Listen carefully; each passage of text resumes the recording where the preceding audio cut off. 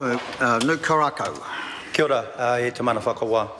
Sir, I stand to take the final call for the Arts Centre of Christchurch Trust Bill and the second reading. I'm not going to sort of go over a lot of the history behind this bill and what sort of happened to date, but I do want to just mention a couple of things. Particularly, I see my friend on the other side, New Zealand First, Ron, has actually left the House. Order. Can't refer to members who aren't present. My friend from New Zealand First has left the, spoken, and just to reiterate the fact that he really commended the Local Government and Environment Committee on the collegiality and the way they work. Very, very close together. Again, we call that kotahitaka. It's a collective thing. But I would like to invite him to come to the Maori Affairs Select Committee, actually, because we also work in a very, very close collegial way. To date, in the 51st Parliament, we actually haven't needed to take a vote, so we do everything by consensus. And better kai. But, sir, so just to make that first point, the next one is indeed to acknowledge the Honourable Nicky Wagner, and I do that, sir, as a colleague in Parliament, but also, sir, as a member of the Ngāi Tahu Iwi as well, because Nicky has a very, very high, we take Nicky in very, very high regard, and particularly because of a lot of the excellent work that Nicky does within Christchurch, and particularly in regards to the relationship with tangata whenua and mana whenua.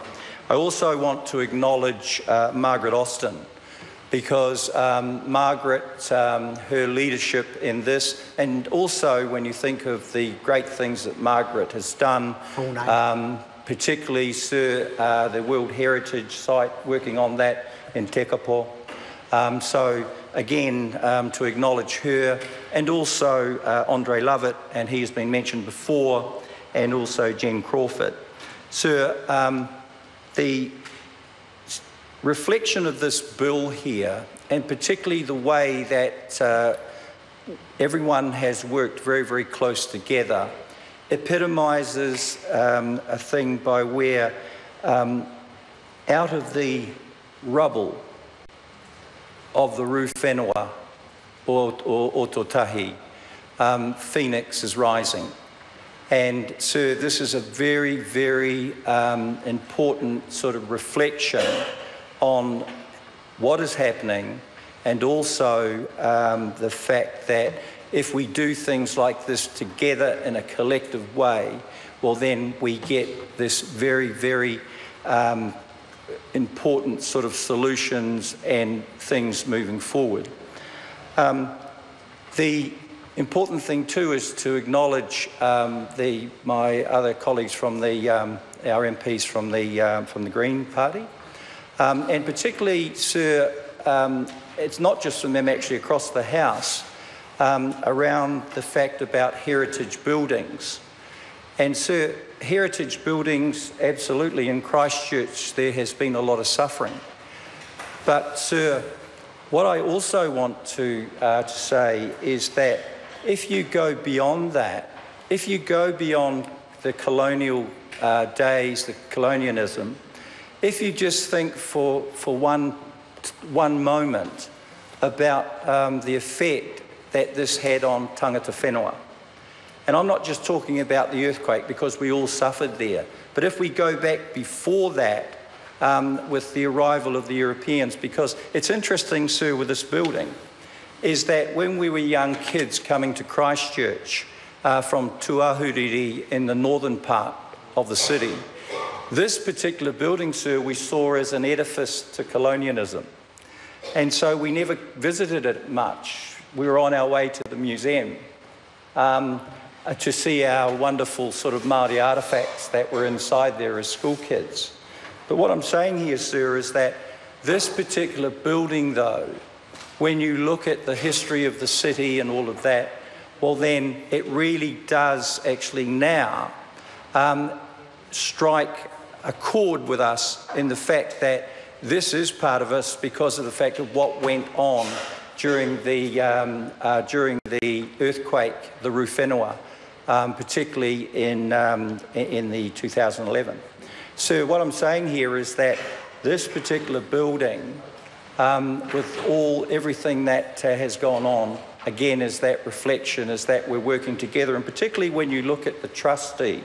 And the idea behind the resurrection of this building is pretty much when we talk about Phoenix rising from the rubble, is that we have great opportunities during the rebuild to not only rebuild our buildings, but to also put in new ideas and to instill sort of new parts of the way that we actually manage and govern these buildings. And so this again is a reflection of the fact that we have re-established a legal foundation for the Christchurch Art City and Statute, but also the reforms here, sir, that this bill is doing. It is reforms in the governance arrangements by establishing a more sort of highly based sort of school base. And the important thing there too, sir, is the fact of why we actually now believe, and the Member of Parliament for Christchurch East referred to these buildings as tonga, monga or moka. I wouldn't go that far. I think that when you look at that, when you relate to your moka, it is Mokatere in North Canterbury. And when you look at your awa, it is the Otakaro or the Opawaho or that. But if you come down, so that esoterical look at the spirituality and all of that is very much around the natural landscape. But I do concur with you in the fact is that the mana that this building actually does instill in all of us now, more so because it survived in some ways the Christchurch earthquake, and we're all working together now to be able to rebuild it back to a more significant and a more well-managed building. So, sir, when looking at the makeup of the new governance board, I think the important thing is to look at the representation of the iwi, and particularly because of the fact that we've got the Ngaitahu Papatupu Runanga actually involved in that, so there is a representative there. And when we look at the way that is governed, sir, it's the fact that we can actually instill... I'm sorry to interrupt the honourable member. The time has come for me to leave the chair for the dinner break. This debate is interrupted, and I shall resume the chair at 7:30.